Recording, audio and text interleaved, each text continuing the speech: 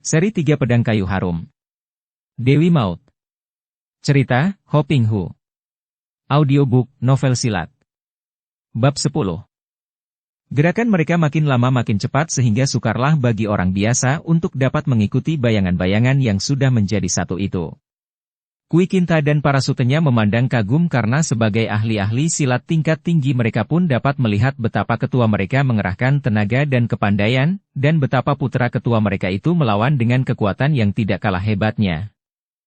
Tiba-tiba Chia Keng Hong merubah gerakannya setelah mengeluarkan suara keras dan kini dia mainkan ilmu silat Tai Kek Sin Kun. Bun Hou terkejut dan berlaku hati-hati sekali. Dia sendiri sudah melatih diri dengan ilmu silat mujizat ini. Akan tetapi karena dia maklum bahwa ayahnya adalah seorang ahli yang sukar dicari bandingannya, maka dia tentu kalah matang dan karena itu dia mengimbanginya dengan Tai Kek Sin Kun dan mencampurinya dengan ilmu yang dia peroleh dari gurunya selama 5 tahun ini di Tibet. Kedua tangannya menggetar-getar mengeluarkan tenaga mujizat karena dia telah mengerahkan ilmu Tian Te Sin Chiang, tangan sakti langit dan bumi, yang membuat kedua tangan Kok Beng Lama dapat menahan segala senjata pusaka. Chia Keng Hong terkejut dan girang sekali ketika merasa betapa dari kedua tangan putranya itu menyambar hawa yang luar biasa, ada rasa panas dan ada rasa dingin, dan semua gerakan serangannya yang terlalu cepat dan terlalu hebat sehingga mendesak putranya, ternyata membalik dan tertahan oleh hawa aneh dari kedua tangan putranya itu. Dia menyerang terus, dan juga menjaga diri karena Bun Hou tidak membiarkan dirinya diserang tanpa membalas. Dia membalas jurus dengan jurus, terjangan dengan terjangan yang tidak kalah dahsyatnya sehingga di sekeliling ayah dan anak ini, dalam jarak 4 meter terasa angin yang menyambar-nyambar, kadang-kadang panas sekali, kadang-kadang amat dinginnya. 200 jurus telah lewat dan belum juga Chia Keng Hong mampu mengalahkan putranya, bahkan kini dia mulai terdesak karena betapapun usianya yang sudah 60 tahun lebih itu mengurangi tenaga dan napasnya. Hiat! Tiba-tiba si Biao Eng mengeluarkan suara melengking nyaring dan wanita tua ini terjun ke dalam medan pertandingan, langsung menyerang putranya dengan pukulan-pukulan ngotok ciang, tangan 5 racun. Bun Hou sudah melatih diri dengan pukulan-pukulan ini pula, akan tetapi dia berlaku hati-hati dan cepat mengelak dan membalas dengan serangan terhadap ibunya karena dia maklum bahwa kalau dia menggunakan tenaga Tian Te Sin Chiang terhadap ibunya, dia khawatir ibunya takkan kuat bertahan dan akan menderita luka. Maka dikeroyoklah pemuda itu oleh kedua ayah bundanya dan inilah agaknya yang tadi dibisikkan oleh Chia Keng Hong kepada istrinya, yaitu untuk maju mengeroyok apabila dalam 200 jurus dia masih belum mampu mengalahkan putranya. Pertandingan menjadi makin seru dan kini bahkan Kui Kinta dan adik-adiknya sendiri menjadi pening mengikuti gerakan mereka yang luar biasa cepatnya. 4 orang tertua dari Cap It Hohan ini terkejut dan kagum bukan main. Diam-diam mereka harus mengakui bahwa dibandingkan dengan Bun Hou, tingkat mereka kalah jauh sekali dan menduga-duga bahwa mungkin kepandaian pemuda itu kini sudah mengimbangi kepandaian ayahnya. Hiat! Hai! Chia Keng Hong dan istrinya memekik nyaring ketika pukulan Bun Hou menyambar ke arah mereka. Mereka tidak mengelak melainkan menyambut pula dengan telapak tangan mereka sehingga kedua tangan pemuda itu menempel pada tangan ayah dan ibunya.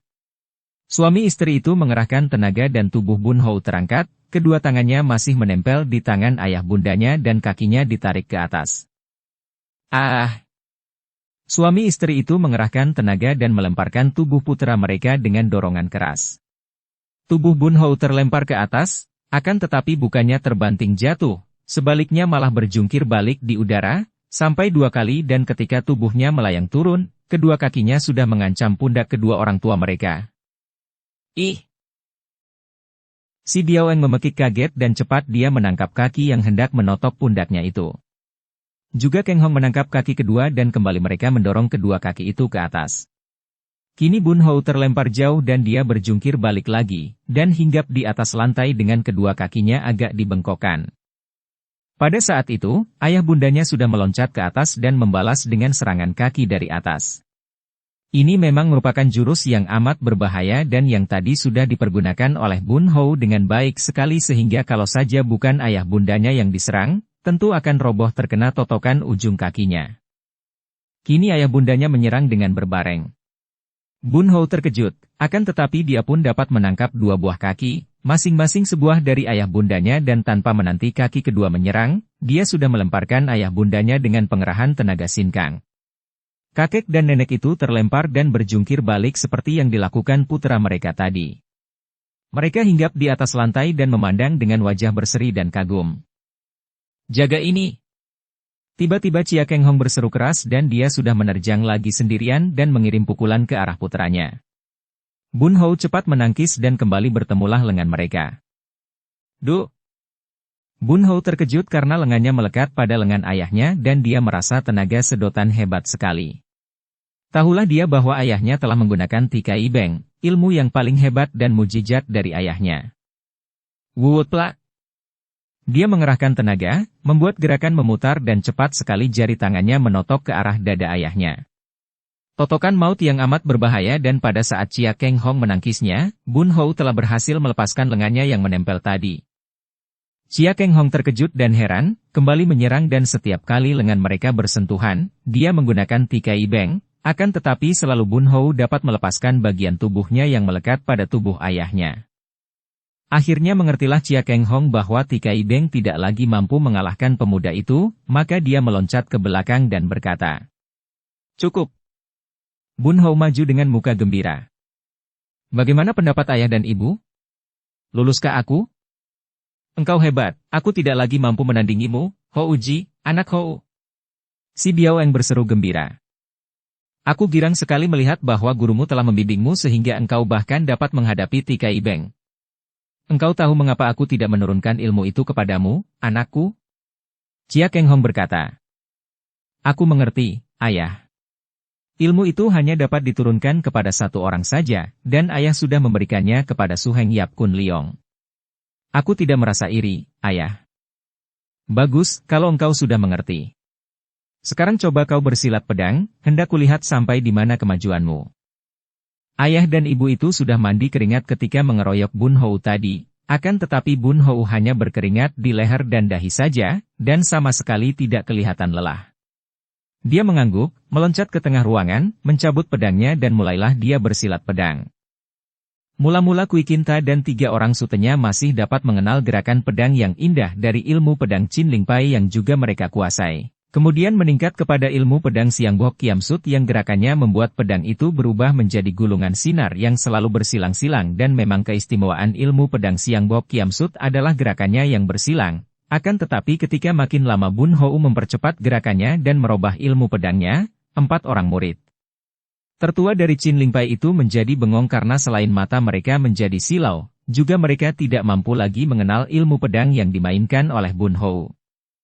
Yang tampak hanya gulungan sinar pedang dan angin menyambar-nyambar, bahkan mereka yang berada di sudut ruangan itu dapat merasakan sambaran angin dingin itu. Setelah Bun Hou menghentikan permainan pedangnya, Chia Keng Hong mengangguk-angguk.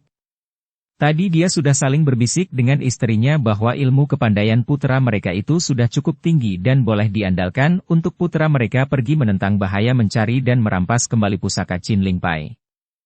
"Baiklah. Engkau boleh pergi mencari mereka dan merampas kembali pedang kita, Hou Uji.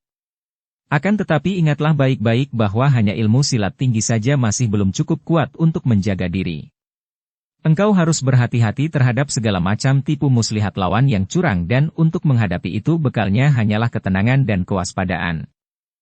Selama 2 hari beristirahat di Chinling San, tiada hentinya Bun Hou menerima nasihat dan pesan dari ayah dan bundanya tentang keadaan di dunia Kang Ou, tentang kecurangan-kecurangan para tokoh kaum sesat dengan menceritakan pengalaman mereka di waktu muda.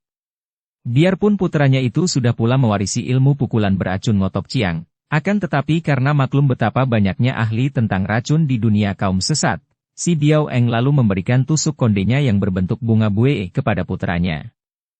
"Setiap makanan atau minuman yang mencurigakan, kau coba dengan ujung tusuk konde ini. Kalau ujungnya berwarna hijau, di situ terdapat racun yang membius atau memabukkan. Kalau berwarna hitam, terdapat racun yang mematikan," pesannya. Setelah beristirahat 2 hari, maka berangkatlah Chia Bun Hou meninggalkan Chin Ling San untuk menyelidiki tentang 5 bayangan dewa, membawa bekal pakaian, uang, dan pedangnya. Sehari setelah dia berangkat, Kui Kinta dan 3 orang sutenya juga berpamit dari guru dan ketua mereka untuk berusaha mencari jejak musuh-musuh besar itu dan mengingat akan kedukaan dan kehilangan para muridnya ini, Chia Keng Hong tidak tega untuk menolak. Maka berangkat pulalah 4 orang tua ini dan mereka berempat sudah bersepakat bahwa mereka tidak akan kembali ke Chin Ling Pai sebelum tugas mereka berhasil, yaitu mendapatkan di mana adanya musuh-musuh besar itu, membalas dendam dan merampas kembali pedang pusaka. Chia Keng Hong sendiri bersama istrinya yang sudah berusia lanjut itu menanti di Chinlingshan dan hanya dapat berprihatin sambil menjaga kalau-kalau ada musuh lagi yang datang mengacau Chin Ling Pai. In Hong memasuki pasar di kota Iqiang itu sambil melihat-lihat orang berjual beli. Pasar itu cukup ramai, penuh dengan orang berdagang sayur mayur dan buah-buahan. Terutama sekali di bagian ikan, bukan main ramainya dan juga baunya amis karena pasar itu merupakan pusat perdagangan ikan hasil kaum nelayan di sungai yang Cekiang karena kota Iqiang itu memang merupakan kota pelabuhan sungai besar itu. Mungkin telah menjadi watak seluruh wanita di dunia ini, mereka suka sekali untuk mengunjungi pasar, berbelanja atau hanya melihat-lihat saja. In Hong agaknya pun tidak terkecuali. Dia suka sekali memasuki pasar untuk sekedar melihat-lihat dan kadang-kadang membeli buah-buahan atau apa saja yang menarik hatinya. Demikian pula ketika perantauannya membawa dia ke Iqiang dan kebetulan dia melewati sebuah pasar yang ramai, dia tertarik dan memasuki pasar itu, berdesak-desakan dengan orang-orang lain yang sebagian besar adalah wanita-wanita berbelanja. Setelah membeli beberapa biji buah apel yang merah dan kelihatan segar, In Hong lalu memasuki bagian perdagangan ikan yang ramai dan penuh orang. Kiranya, di situ memang pusatnya, bukan hanya perdagangan eceran, melainkan partai besar dan di sini terdapat banyak pedagang dari luar kota yang datang untuk memborong banyak ikan dan akan dibawa keluar kota. Ratusan keranjang ikan ditimbang dan ramai orang bercakap-cakap. Mereka semua sibuk dengan urusan mencari untung sehingga kemunculan seorang dara cantik seperti In Hong pun tidak begitu menarik perhatian secara menyolok. Tiba-tiba In Hong menahan senyumnya. Dia mengenal seorang laki-laki tua bertopi, yang menyelinap di antara banyak orang yang sedang menimbang ikan-ikan dalam keranjang itu. Dia lalu mendekati sambil menyelinap di belakang orang-orang dan mengikuti gerak-gerik laki-laki tua bertopi itu dengan pandang matanya. Hampir saja dia tertawa geli ketika melihat pemandangan itu. Seorang laki-laki gendut berpakaian mewah, agaknya seorang juragan ikan yang kaya, agaknya seorang pendatang dari kota lain yang sengaja memborong ikan-ikan di situ, mengalahkan lain pedagang karena dia berani membayar lebih tinggi. Berdiri di antara orang banyak dengan lagak sombong seorang yang merasa lebih berkuasa daripada orang lain dan memang di pasar itu dia berkuasa dengan uangnya. Dukung channel Novel Silat dengan subscribe, follow, like, komen dan share. Laki-laki tua bertopi itu longak-longok, menyelinap ke belakang pedagang gendut itu dan dia bersembunyi di belakang beberapa orang yang berada di belakang si pedagang gendut. Akan tetapi lucunya, lengan kakek bertopi itu dapat menyusup seperti seekor ular melalui belakang tubuh orang lain dan tahu-tahu tangannya telah tersembul di atas kantong baju si pedagang gendut. In Hong tersenyum dan hampir terbatuk-batuk karena saat itu dia sedang makan apel yang manis. Karena geli hatinya hampir saja buah apel yang digigitnya itu salah masuk. Sambil memandang dan mengikuti gerak-gerik kakek bertopi itu, In Hong menjepit biji apel yang kecil dengan jari tangannya, menanti sampai tangan yang seperti kepala ular itu merayap memasuki kantong baju si pedagang gendut. Kemudian tiba-tiba dia menyentil dengan jari tangannya. Tuh! Auh! Pencopet tua itu menjerit akan tetapi cepat menahan suaranya dan menutupi mulutnya sambil menggosok-gosok punggung tangannya yang menjadi merah dan terasa panas dan nyeri sekali. Semua orang menengok, akan tetapi mereka hanya melihat seorang kakek bertopi terbatuk-batuk, menutupi mulutnya, agaknya kumat batuknya karena bau ikan yang amis itu, maka dia tidak lagi menjadi perhatian orang. Kakek bertopi itu bersungut-sungut dan dengan mulut cemberut dia menoleh ke kanan dari mana tadi sebuah benda kecil menyambar tangannya. Matanya terbelalak dan tiba-tiba dia tertawa, lalu mendesak orang di kanan kirinya untuk lari menghampiri In Hong. Banyak orang memakinya gila, tadi terbatuk-batuk keras dan kini lari mendorong orang ke kanan kiri. Entah bagaimana, melihat wajah Jengci Sintou Chan Pou, tiba-tiba saja hati In Hong terasa gembira dan tadi dia memang menggoda pencopet lihai itu. Si seniman kembali mempertunjukkan kemahiran seninya. In Hong mengejek. Seest, Li Hiap, mari kita bicara di luar pasar. Kakek itu mendahului dan melihat sikapnya yang sungguh-sungguh itu, biarpun hatinya merasa geli, In Hong mengikutinya juga. Mereka tiba di tempat sunyi dan kakek itu memandang In Hong sambil menghela napas panjang. Wah, aku telah gagal total. Li Hiap tahu apa yang berada di kantongnya itu? Seuntai kalung mutiara yang mahal, agaknya dibelinya dari toko untuk diberikan kepada istri mudanya yang entah keberapa. In Hong menggeleng kepala. Paman Chan Po, kulihat engkau adalah seorang yang cerdik dan pintar. Apakah engkau tidak bisa bekerja lain untuk mendapat penghasilan kecuali mencopet dan mencuri? Tentu saja bisa, akan tetapi, seninya itu. Li Hiap tidak dapat merasakan betapa nikmat rasa hatiku di waktu mencopet. Tegang, penuh harapan, penuh hal yang tak terduga-duga, penuh dugaan apa gerangan yang akan disentuh tangan setelah memasuki saku, apa yang akan dihasilkan dari jari-jari tangan yang penuh getaran perasaan, pendeknya, wah, ada seninya. Tetapi, sekali ini aku memang butuh sekali, butuh uang. Untuk memberi makan istrimu dan belasan orang anakmu yang kelaparan? In Hong menggoda. Pencopet lihai itu menggeleng kepala. Bukan. Aku tidak pernah beristri dan tidak punya anak, dia teringat dan menyambung cepat. Memang kadang-kadang perlu juga berbohong untuk menyelamatkan nyawa. Akan tetapi sekali ini Li Hiap benar-benar merugikan aku. Aku perlu mendapatkan uang untuk membeli pakaian dan membeli barang sumbangan untuk hari ulang tahun Poa Tai Hiap. Poa Tai Hiap. In Hong tidak mengerti. Benar. Li Hiap sebaiknya ikut bersamaku ke sana. Poa Tai Hiap dikenal oleh semua golongan, baik golongan putih maupun golongan hitam. Tentu kedua golongan akan bertemu di sana dan akan terjadi hal-hal yang menarik, apalagi setelah terjadinya geger di Chin Ling Pai itu. Siapa tahu kalau pihak Chin Ling Pai dan pihak 5 bayangan dewa, setidaknya kerabat-kerabat mereka, akan hadir di Wuhan. Wuhan? Aku lupa. Li Hiap yang luar biasa lihainya ini ternyata masih belum berpengalaman apa-apa. Ketika aku berpisah dari Li Hiap dan kutanya-tanyakan, tidak ada seorang pun tokoh Kang Ou yang mengenal nama Li Hiap, padahal kepandaian Li Hiap sudah setinggi langit. Poa Tai Hiap adalah Poa Liit, seorang tokoh Gobi Pai yang tersohor dengan ilmu pedangnya Gobi Kiam Sut, juga 2 orang putranya terkenal gagah perkasa dan tampan. Kini Poa Tai Hiap merayakan hari ulang tahun dan mengundang semua orang gagah dari kedua golongan, agaknya selain untuk mempererat perkenalan, juga untuk mencarikan jodoh bagi kedua orang putranya, demikian agaknya. Kesempatan baik bagi Li Hiap, mari bersamaku pergi mengunjungi perayaan itu di rumahnya, yaitu di kota Wuhan. In Hong mengerutkan alisnya. Dia sama sekali tidak tertarik. Akan tetapi aku tidak diundangnya. Aku pun tidak, Li Hiap. Siapa yang membutuhkan undangan? Sudah menjadi lazim dalam perayaan seorang tokoh, kaum Kang Ou berdatangan dan membawa sekedar sumbangan untuk ditukar dengan hidangan, hahaha. Paman Chan, jangan kau main-main. Ceritakan yang sebenarnya, bagaimanakah kebiasaan itu dan mengapa pula paman mengajak aku untuk mengunjungi perayaan itu? Li Hiap, mari kita bicara sambil makan di rumah makan itu.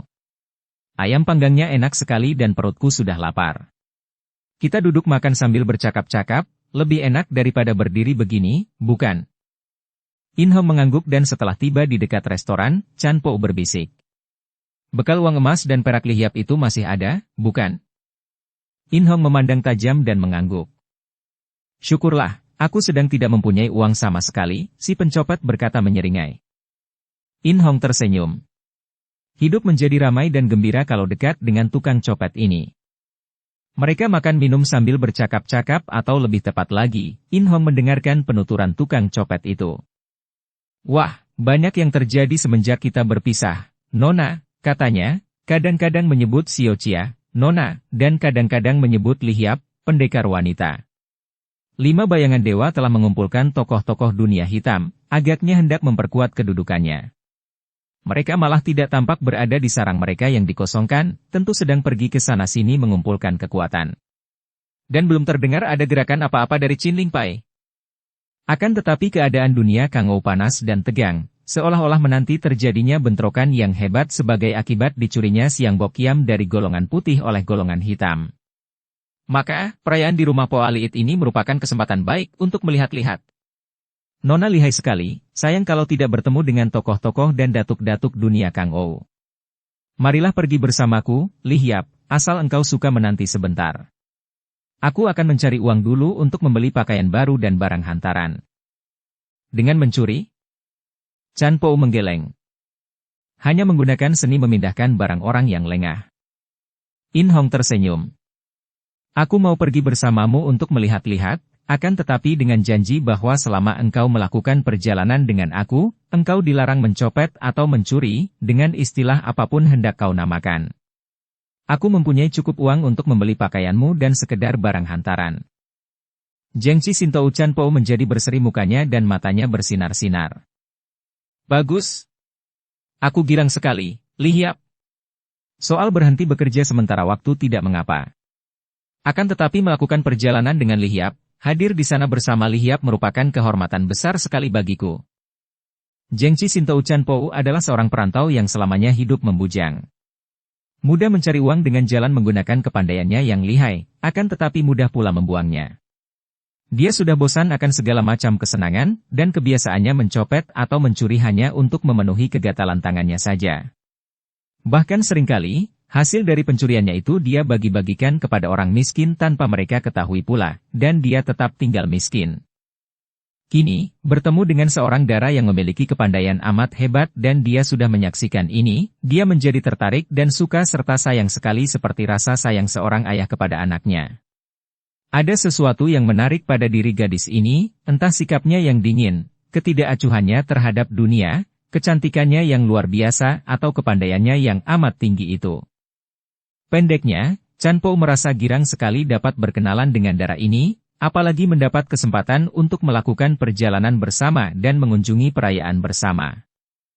Jengci Sintou Chan Po selain memiliki 1000 jari tangan, juga mempunyai ketajaman pandangan dan pendengaran yang luar biasa, di samping hubungannya memang banyak dan erat dengan semua tokoh di dunia Kang Ou.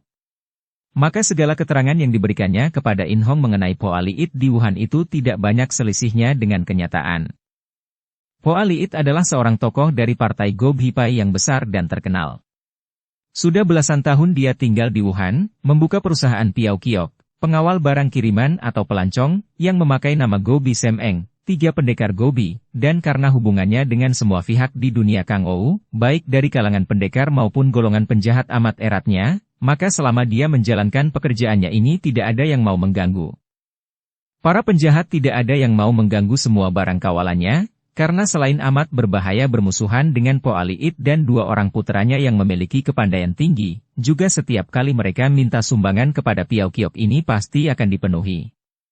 Juga orang Shipoa ini selalu membuka tangannya terhadap para tokoh Kang Ou yang membutuhkan bantuan, maka dia pun terkenal sebagai seorang yang pandai bergaul dan gagah perkasa.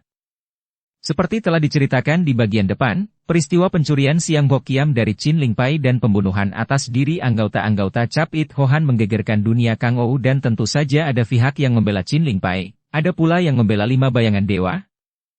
Melihat ketegangan dan bahaya perpecahan secara terbuka ini di dunia Kang Ou, Po Liit sendiri menjadi cemas, maka timbullah niat di hatinya untuk mengadakan perayaan ulang tahun perusahaannya yang sudah 2 windu, 16 tahun, lamanya dengan selamat, dan mengundang semua tokoh Kang Ou dan Liok Lim, para perampok, baik dengan undangan khusus atau dengan undangan umum untuk hadir dalam perayaan itu.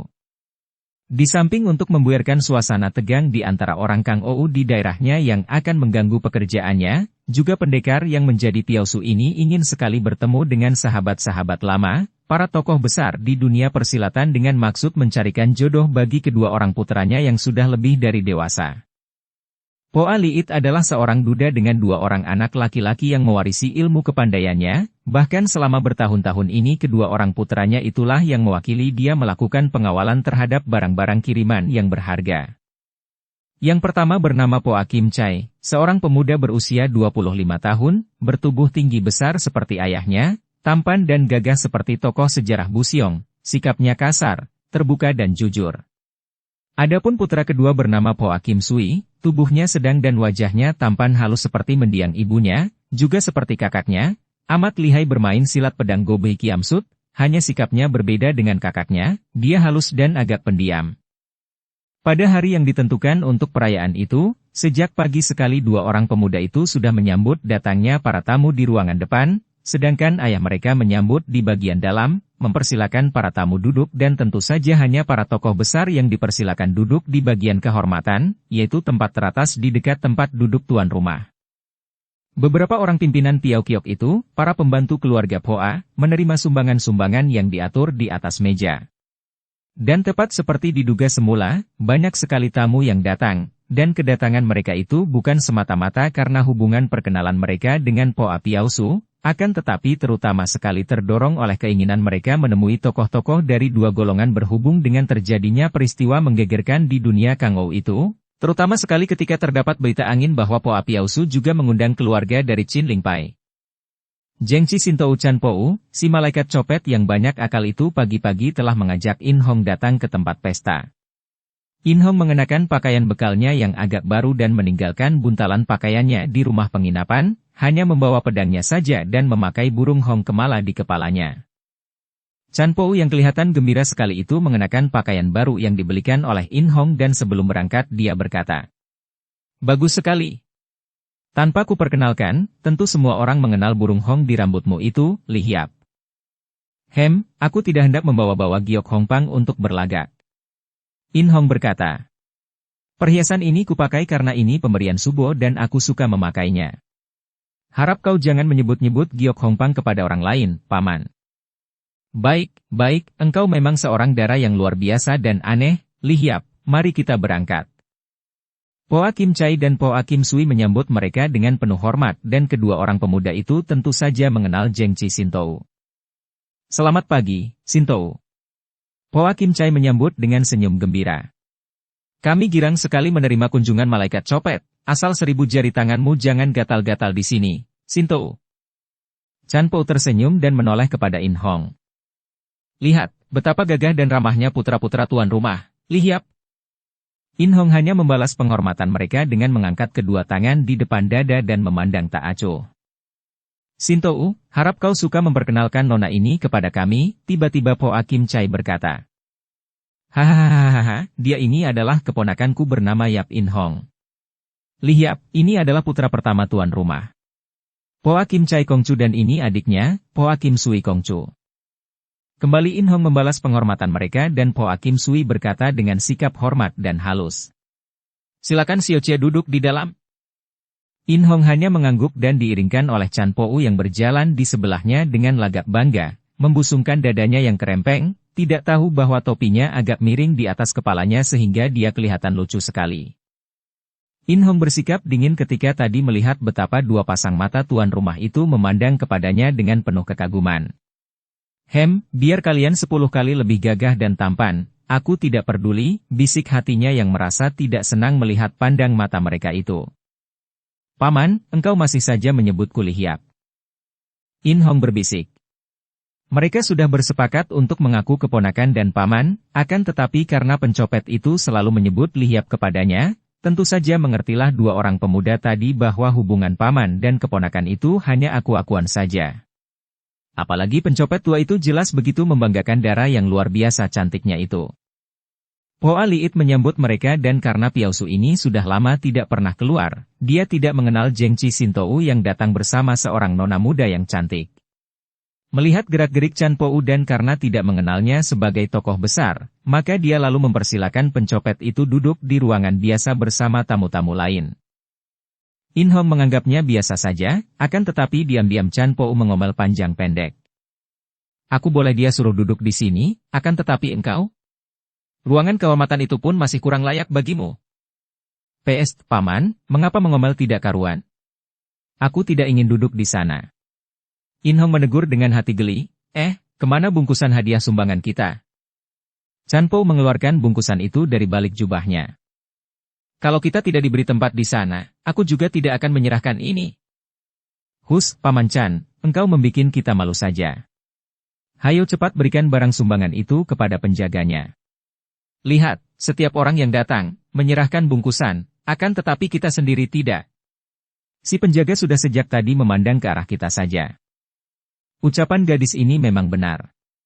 Tiga orang penjaga dan penerima sumbangan sejak tadi memandang ke arah mereka akan tetapi bukan karena mereka belum menyerahkan sumbangan, melainkan karena mereka kagum dan menduga-duga siapa gerangan darah cantik jelita yang datang bersama si malaikat copet itu.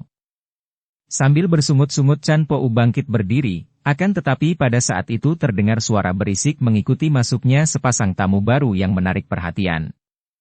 Semua orang memandang penuh perhatian ketika laki-laki dan wanita itu memasuki ruangan depan, disambut penuh penghormatan oleh kedua orang putra tuan rumah lalu diantar masuk. In Hong juga memandang penuh perhatian. Wanita itu cantik luar biasa, cantik dan gagah penuh semangat dan agak angkuh memandang ke kanan kiri dengan cara menggerakkan matanya melirik dan menyambar-nyambar penuh selidik. Di pinggangnya tergantung sebatang pedang yang sarungnya terukir indah. Pakaiannya juga dari sutera indah dengan bentuk yang ketat sehingga mencetak tubuhnya yang sudah matang dengan lekuk lengkung sempurna itu. Wanita itu sebetulnya sudah berusia 35 tahun, namun bentuk tubuhnya padat dan ramping seperti tubuh gadis remaja saja. Di sampingnya berjalan seorang pria yang bertubuh tinggi besar seperti tokoh Kuan Kong, sikapnya pendiam, wajahnya tampan dan ganteng, pakaiannya sederhana dan di pinggangnya juga tergantung sebatang pedang. Dari sikap dan gerak-gerik mereka mudah saja diduga bahwa suami istri ini adalah orang-orang gagah yang memiliki kepandaian tinggi dan nama besar. Mereka siapa?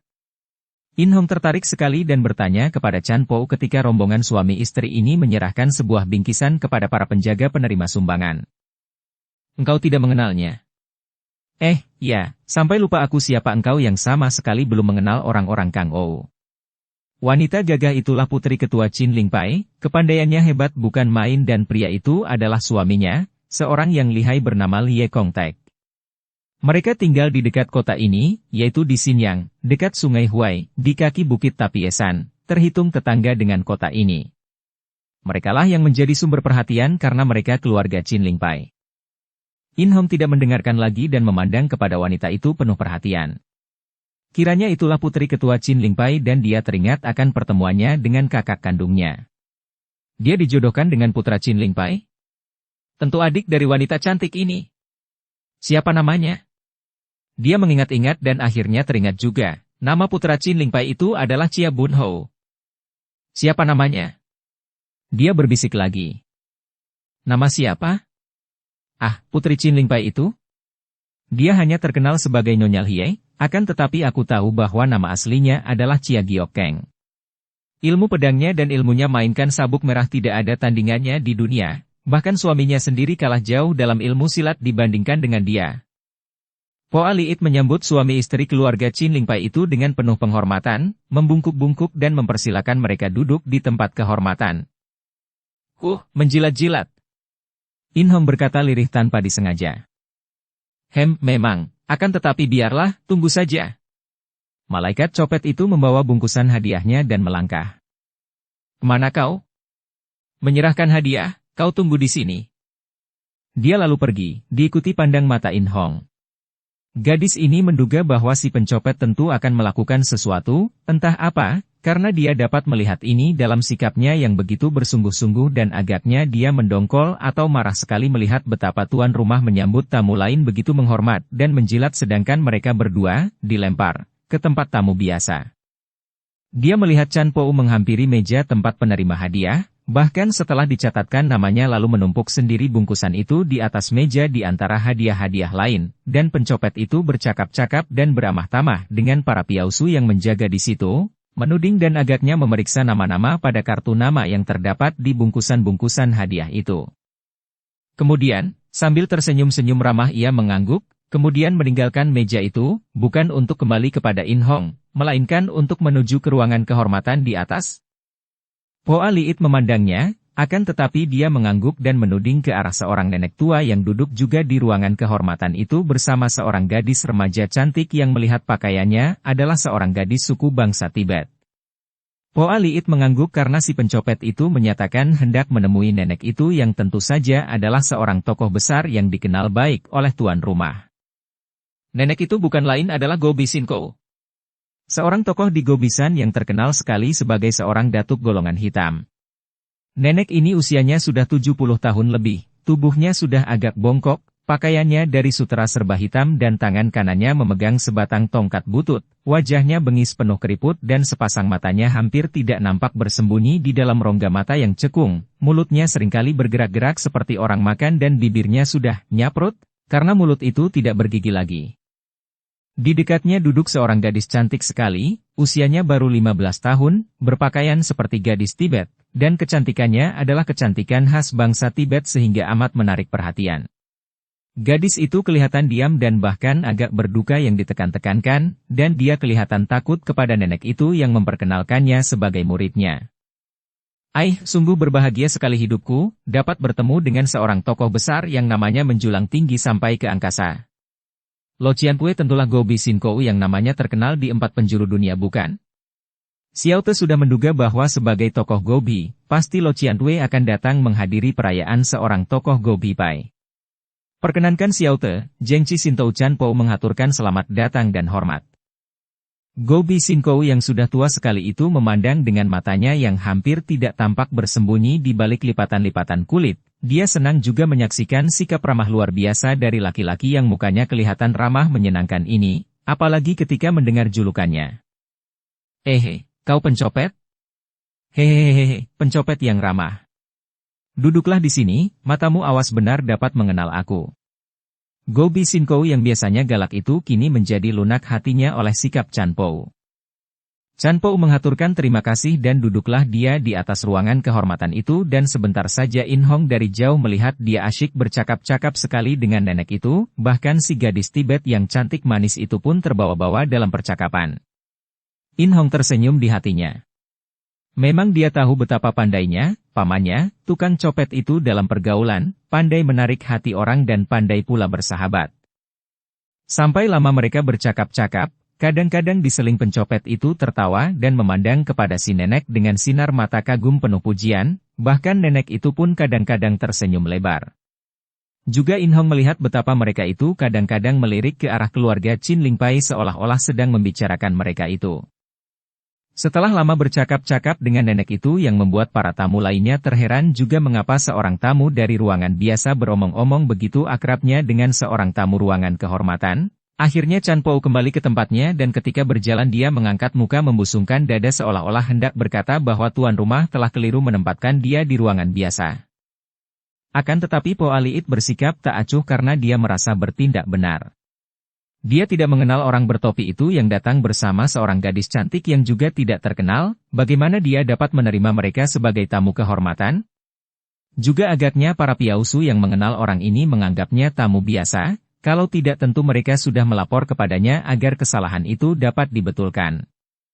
Dan memanglah, siapa di antara para piausu yang menganggap bahwa pencopet ini seorang tamu agung? Ketika duduk kembali dekat In Hong, dengan suara bisik-bisik dan wajah sungguh-sungguh Chanpo berkata, "Wah, ada berita hebat. Kau tahu siapa darah Tibet yang manis sekali yang duduk bersama nenek hitam itu? Dia itu adalah tunangan dari putra ketua Qin Lingpai."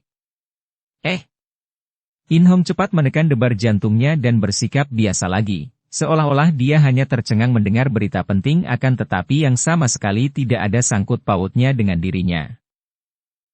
Tentu ketua Qin Lingpai itu banyak sekali anaknya. Tidak sama sekali. Hanya ada 2 orang, yang pertama adalah Nyonya Gagah itu dan yang kedua adalah seorang pria, adik Nyonya itu yang kabarnya memiliki ilmu kepandaian lebih hebat lagi dan berguru kepada seorang suci yang sakti di Tibet. Agaknya engkau tahu segala hal mengenai Qin Lingpai, Paman. Tentu kau mengenal pula nama putranya itu. Tentu saja. Tidak percuma aku menyelidiki setelah terjadi peristiwa menggegerkan itu. Namanya adalah Chia Buhou dan, kau kenapa? Tidak apa-apa, aku sudah muak mendengar kau bercerita terlalu banyak tentang keluarga orang lain. Sekarang ceritakan tentang nenek itu. Menyeramkan benar, siapa sih dia? Dia itu adalah seorang datuk kaum hitam yang luar biasa. Dialah Gobi Sinkou. Kau lihat betapa dia bercakap-cakap dengan akrab tadi denganku?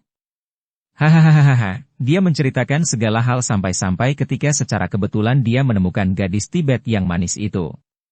Gadis yang cantik sekali, cantik dan lembut, kecantikan yang asli dan khas. Pantas saja putra ketua Qin Lingpai itu tergila-gila. Hahaha.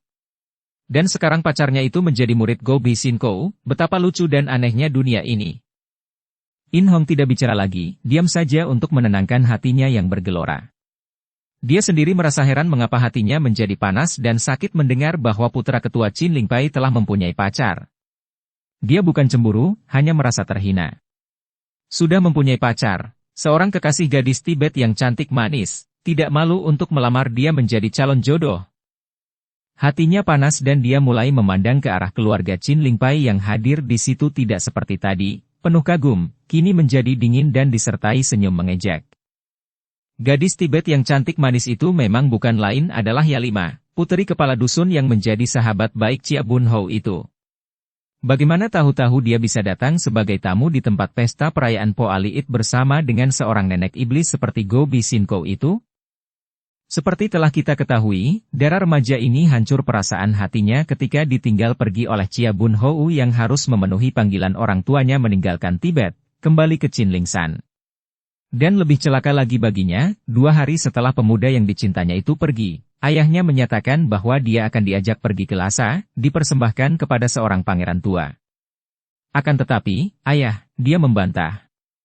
Ayah sudah berjanji kepada Hou Koko untuk tidak membawaku ke Lhasa. Kau tahu apa? Aku berjanji kepadanya hanya memenuhi perintah Kok Beng Lama dan aku tidak melanggar janji. Aku berjanji tidak akan membawamu ke Lhasa selama dia berada di sini. Sekarang dia tidak lagi berada di sini, maka aku boleh melakukan apa saja terhadap anak perempuanku sendiri. Dan dia itu pun seorang laki-laki tidak bertanggung jawab. Kalau memang dia cinta kepadamu, mengapa dia tidak melamar kepadaku dan membawamu ke negerinya? Bersambung ke bab 11. Dukung kami dengan subscribe, follow, like, komen dan share. Terima kasih.